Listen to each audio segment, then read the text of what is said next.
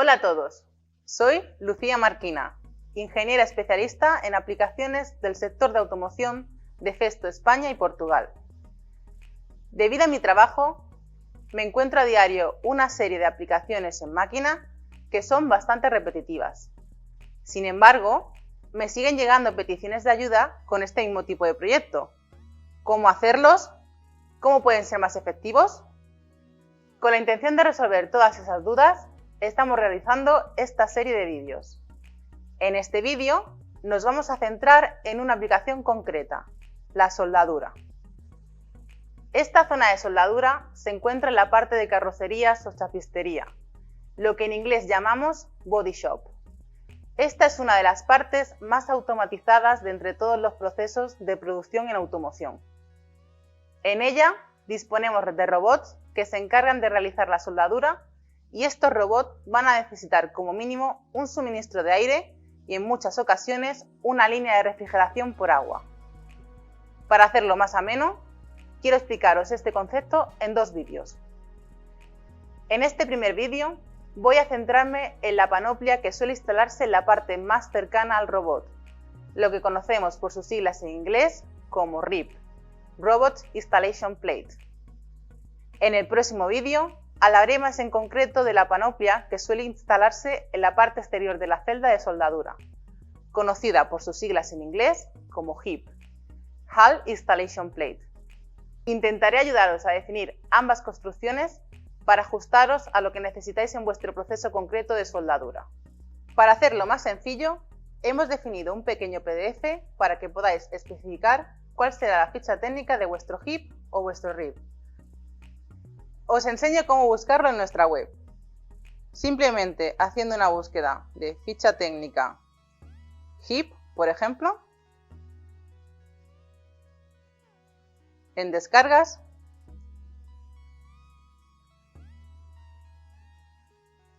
aquí nos aparece.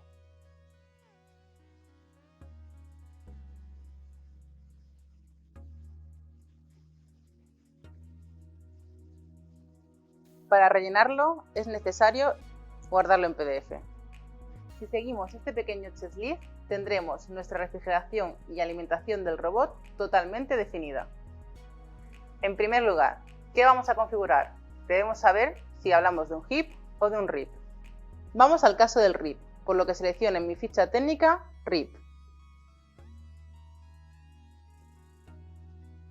Si tuviera alguna especificación la pondría aquí, en caso contrario podemos dejarla en blanco. En algunas plantas, esta panoplia que va en cada robot se flexibiliza y se llega a usar para 2 o incluso para 3 robots. Es decir, existe la posibilidad de que nos encontremos un mismo RIP con 3 circuitos hidráulicos totalmente diferenciados, que van para distintos robots, porque por temas de espacios o de proximidad a los robots, esto es posible hacerlo. Existen bastantes posibilidades en el RIP e intentaré cubrirlas todas en este vídeo, pero como es un producto customizado a lo que necesitéis en planta, si tenéis alguna característica más que no mencionemos, no dudéis en contactarnos. Una vez que hemos seleccionado que queremos un RIP, elijamos ahora qué formato de montaje queremos. Formato en bastidor. En este caso el bastidor va cogido con unos pies al suelo y se puede elegir montaje solo por un lado o por ambas caras del bastidor. Formato en placa. Una placa que podría ser de aluminio o IC 304 con montaje por una cara de todos los elementos. En este caso la dejamos preparada para montar con 4 tornillos en las esquinas de tamaño también seleccionable. Sin montar, simplemente los subassemblies de las diferentes partes montadas. Esto se elige en aquellos casos en los que no está claro dónde va a ir colocada cada parte del circuito o si, por ejemplo, ya tenéis una placa instalada en fábrica. En el caso que tenemos de ejemplo, voy a pedir un montaje en bastidor a 2 caras. También podría especificar una altura o una anchura máxima. En este caso, pediré que no sea más alto que 1 metro.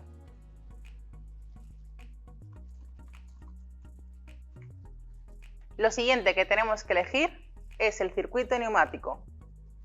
En primer lugar, necesito hacerme las siguientes preguntas. ¿Necesito una presión o dos presiones porque tengo una pinza de soldadura servoneumática? ¿Qué caudal de aire necesito? ¿Quiero alguna conexión concreta? Estas especificaciones básicas serán las primeras que rellenaremos. Siguiendo con el ejemplo que estoy haciendo, supongamos que quiero una sola unidad de mantenimiento que funcionará a 7 bar, para un caudal estimado de 4.000 litros la hora, que son 4 metros cúbicos por hora. Ahora solo me faltaría elegir lo que necesitamos en la unidad de mantenimiento. Al ser ticable es más fácil, pero si necesitamos algo que no esté en este listado, siempre podemos escribirlo en anotaciones. En mi caso, mi unidad de mantenimiento va a llevar tan solo una válvula de corte manual y un filtro regulador.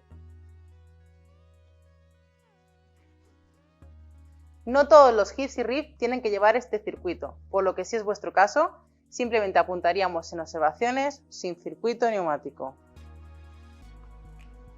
Elijamos ahora la parte del circuito hidráulico. Si no llevamos en nuestra aplicación, simplemente apuntamos sin circuito en la parte de observaciones. En nuestro ejemplo sí que llevamos hidráulica. Por ello apuntamos el caudal y la presión de agua que necesitamos y qué rosca de tubería queremos. En el caso de no conocer la tubería, se puede dejar en blanco y nuestros técnicos os pondrían la que se ajuste más al caudal. En mi caso, voy a apuntar una presión de 2 bar de agua, un caudal de 6 metros cúbicos la hora y quiero en este caso una tubería de 3/4. El circuito hidráulico se divide en entrada, salida y circuito que genera el vacío. Analizaré cada una de estas partes por separado para hacerlo más sencillo. En el circuito de entrada se pueden colocar los siguientes elementos: una válvula de corte manual para mantenimientos a pie de máquina, un filtro para el agua normalmente en forma de Y, una válvula de corte que será la responsable de cortar la entrada de agua cuando queramos abrir el circuito, por ejemplo, para el cambio de los caps de soldadura. Esta válvula de corte puede ser de diferentes tecnologías en función de lo que se adapte mejor a cada proyecto. Válvula de corte eléctrico con diafragma, válvula de corte neumático con asiento inclinado o válvulas de bola con actuadores de cuarto de vuelta que pueden actuarse tanto neumática como eléctricamente. También podemos llevar sensórica. Sobre todo en esta parte es común utilizar un sensor de la presión de agua. Al final esto es una guía y podéis elegir vosotros mismos qué elementos necesitáis en cada circuito. En el circuito de salida, que recogerá el agua caliente, se pueden colocar los siguientes elementos: una válvula de corte manual para mantenimientos a pie de máquina, un antirretorno para que no vuelva atrás el agua del circuito. Algunos fabricantes deciden, en lugar del antirretorno, cerrar con una válvula para asegurar. Es otra opción donde podríamos colocar la misma válvula que hemos colocado antes en el circuito de entrada. Sensórica. Aquí suele ser importante medir la temperatura, el caudal o ambos a la vez. El conexionado del circuito de vacío. Una vez que tenemos claro estos dos circuitos, centrémonos en el circuito que genera el vacío. Aquí es importante elegir qué tipo de succión queremos: cilindro de succión o succión por bomba. La succión con cilindro se recomienda en aquellos casos en los que estamos más cerca del robot, hasta unos 12 metros, ya que el mantenimiento de este cilindro es más sencillo y el coste de esta solución es menor. En cambio, cuando tengo una distancia superior a los 12 metros, se recomienda la bomba de vacío, ya que a pesar de las posibles desventajas que tiene contra el cilindro de succión, sí que tiene la potencia necesaria para aspirar mayores distancias y caudales. Con todo esto que os he explicado, vamos a rellenar las especificaciones de nuestro ejemplo. En la entrada de agua quiero una válvula manual de corte, un cierre de circuito con una válvula de diafragma eléctrica y por último un sensor de presión.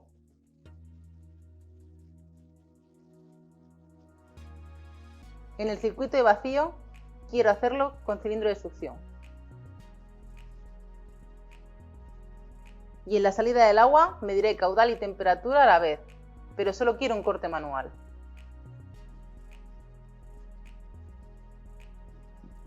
Por último, no debemos olvidarnos del control de todos estos elementos. Podemos decidir que el control venga directamente desde nuestro PLC o alguna periferia que vayamos a situar cerca del RIP. Entonces marcaríamos la opción sin control. O podemos decidir traer todas las señales y válvulas que tenemos en esta zona a un único punto de control que será el que luego se comunique con el PLC. Aquí tendríamos dos opciones: mediante periferia descentralizada o bien mediante un terminal de válvulas. En ambos casos definiríamos qué bus de campo queremos para la comunicación, número de entradas y salidas digitales o analógica que necesitamos y en el caso del terminal de válvulas, el total de válvulas que pondremos. Finalizando nuestro ejemplo, vamos a ir con periferia descentralizada. En este caso, el bus de campo será Ethercat.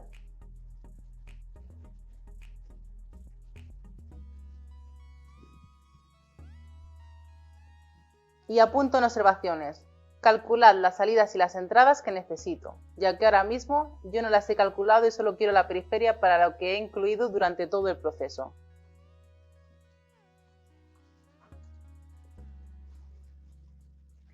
En el caso de que tuviéramos una especificación de una periferia de algún fabricante concreto, podríamos poner las observaciones para que lo incluyamos en el suministro, o bien podéis decidir que no se incluya y colocarlo vosotros a posteriori.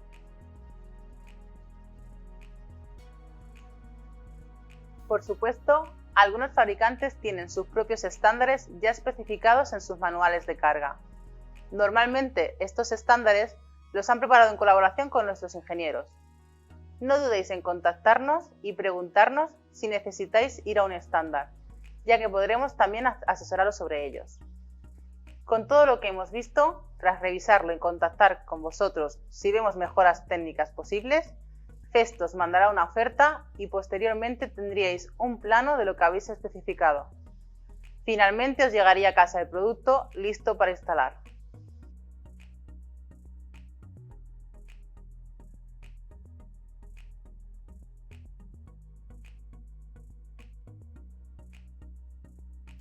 Hasta aquí este vídeo. Espero que os haya resultado interesante. Como os comentaba antes, podéis completarlo con el vídeo de HIPS o panoplias principales que tenéis también en este canal.